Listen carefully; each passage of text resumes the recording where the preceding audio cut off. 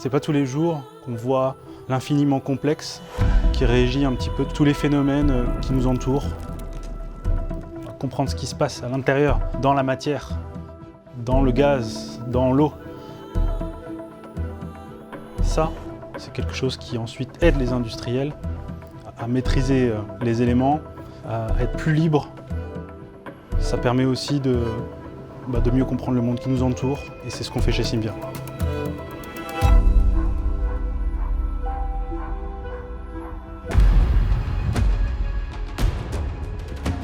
Les maths, c'est la base de tout.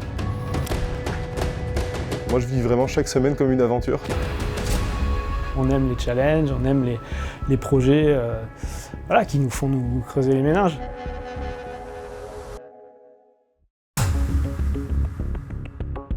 Aujourd'hui, on est capable de faire rentrer énormément de phénomènes qui pouvaient paraître un peu magiques, il n'y a pas si longtemps que ça, dans des équations.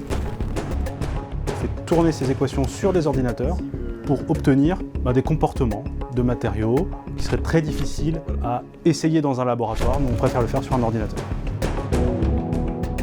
Pour la conception de ces centrales, le groupe EDF, depuis 60 ans, développe au sein de sa R&D des capacités de calcul numérique. C'est un travail qui représente des milliers d'heures ingénieurs. Ce sont des logiciels qui ont fait leurs preuves. Ils ont été utilisés dans des contextes très exigeants, dans lesquels l'erreur n'est pas permise. C'est un grand choix qui a été fait de rendre ces logiciels libres et open source. Ils donnent accès à des décennies de recherche et développement qui sont disponibles. Ça, c'est extrêmement précieux. Il y a tellement, on peut faire de la thermodynamique, on peut faire de la cinétique chimique, il y a tellement d'équations comportementales qui régissent des petites choses différentes. Notre objectif, c'est de faire rayonner ce modèle open source, de faire rayonner ces codes-là. On n'a pas la prétention de faire découvrir la simulation numérique. Ce qu'on vient proposer, c'est une autre manière de la faire. Une manière qui grandit même, l'autonomie des ingénieurs qui utilisent ces outils. Si vous le faites avec nous, ça ira beaucoup plus vite. On se veut un peu quelque part des passeurs. Notre métier, c'est pas de vendre une solution qui est sur étagère. Je nous vois plutôt comme des tailleurs de pierre qui partent d'un bloc de marbre et qui font quelque chose d'adapté aux clients.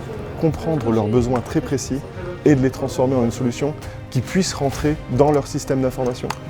Avec le client, ça part d'un café, ensuite on part sur les équations directement pour au final arriver à réussir à le modéliser numériquement.